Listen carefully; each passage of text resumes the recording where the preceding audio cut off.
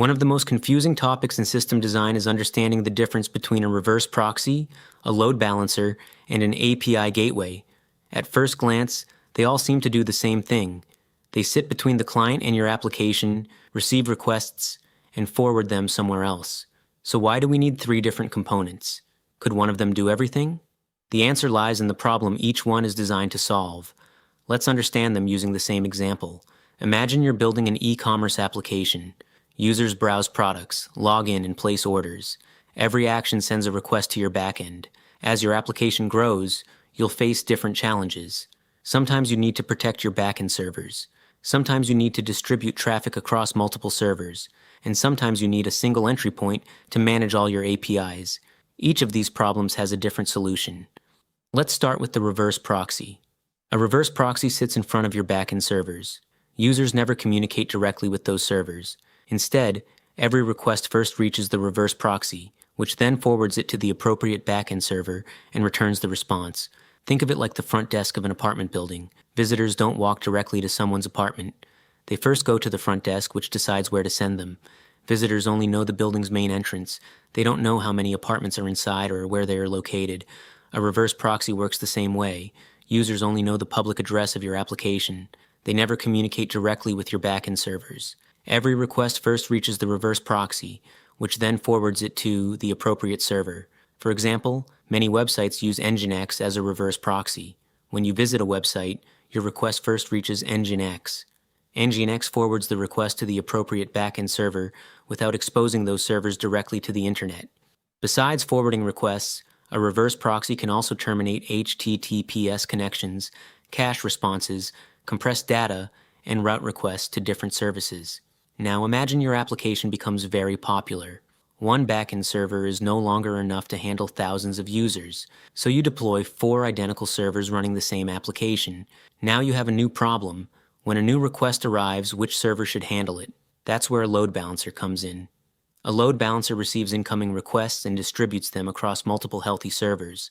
This prevents any single server from becoming overloaded and also improves availability. If one server goes down, traffic is automatically redirected to the remaining healthy servers. Think of a supermarket with 4 checkout counters. Instead of sending every customer to the first cashier, customers are distributed across all available counters so everyone gets served faster. Now, let's make our application a little more complex. Instead of one backend application, we now have multiple microservices.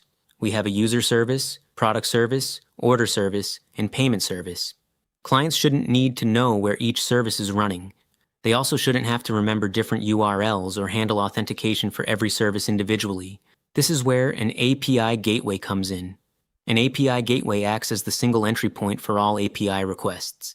It receives every request, authenticates the user, validates the request, applies rate limiting if needed, and then routes the request to the correct microservice. Think of an airport check-in counter. Before boarding a flight, every passenger first goes to the check-in counter. It verifies your identity, checks your ticket, confirms your baggage, and then directs you to the correct boarding gate.